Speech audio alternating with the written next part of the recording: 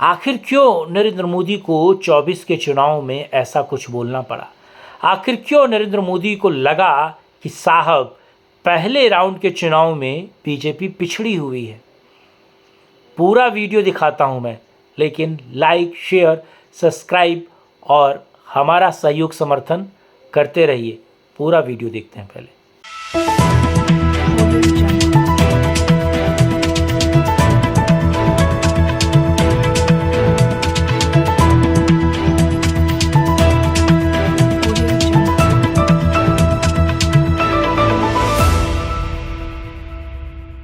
नमस्कार, मैं कुमार श्रीकांत और आज मैं बात कर रहा हूं 2024 के चुनाव को लेकर।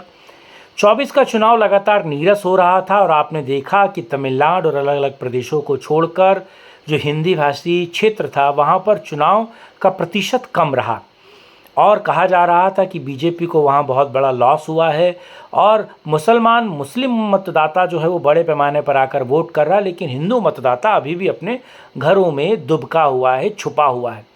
इसको लेकर सबसे बड़ी बात, और मैं कह रहा हूं कि 24 के चुनाव से पहले नरेंद्र मोदी ने ऐसा क्या आज की रैली में बोला कि एक तरीके से माहौल गर्म हो गया है।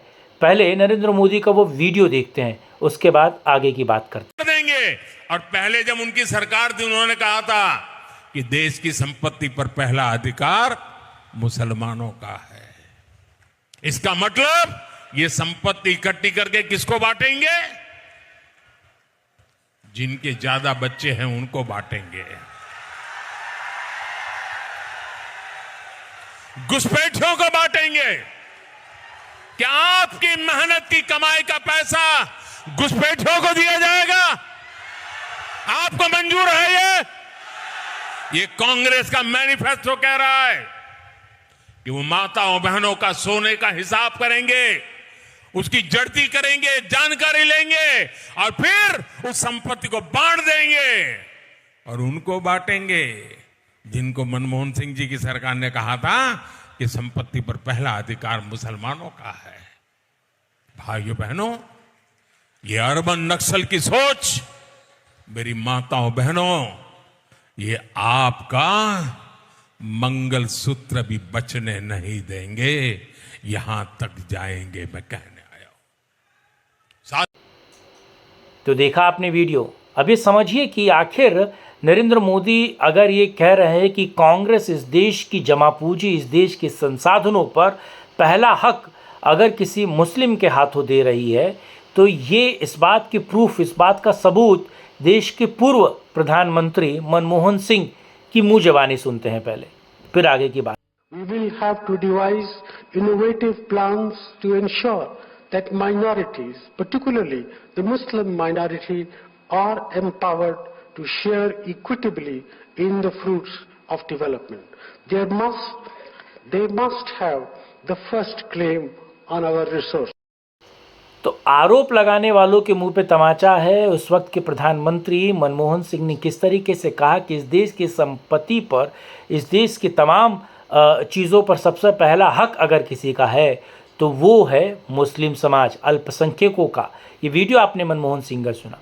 देखिए है क्या कि पूरे उत्तर प्रदेश, क्या पूरे भारत का चुनाव जो है वो ढीला चल रहा था और विरोधी ये मान बैठे थे कि नरेंद्र मोदी आ ही रहे हैं। वहीं सत्ता पक्ष वाले ये जान बैठे थे कि जब नरेंद्र मोदी, या फिर बीजेपी के वोटर्स ये जान बैठे थे कि जब अगर नरेंद्र मोदी आ ही रहे तो हम नाहक जाकर वोट देने की मशक्क़त क्यों करें।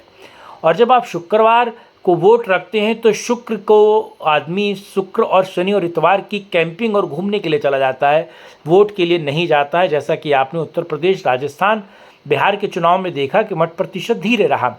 और इसमें एक तरीके से अपने वोटरों को जगाने के लिए नरेंद्र मोदी ने जो स्पीच दी, कहा कि अगर कांग्रेस सत्ता में आ जाती है तो आपको पता है कि जो इस देश के संसाधनों पर पहला हक केवल मुस्लिमों का होगा, ना कि हिंदुओं का।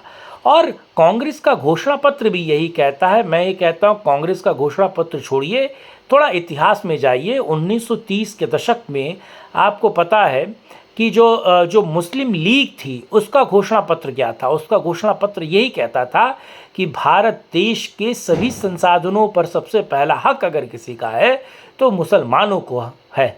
अब ये समझिए, अगर नरेंद्र मोदी इस चीज़ों को टारगेट कर रहे हैं और अपनी जनता को ये बताने की कोशिश कर रहे हैं कि अगर फिर मुस्लिम तुष्टीकरण को आप देखना नहीं चाहते, वापस नहीं चाहते कि मुस्लिम तुष्टीकरण आ जाए और इस देश में हिंदुओं का हक मारा जाए, और आपको पता है कि तमाम संसाधनों पर सबसे पहला हक जताया भी मुस्लिमों का जाता है, उनको दिया भी जाता है और उसका वो हक मारकर बैठ भी जाते हैं हिंदू।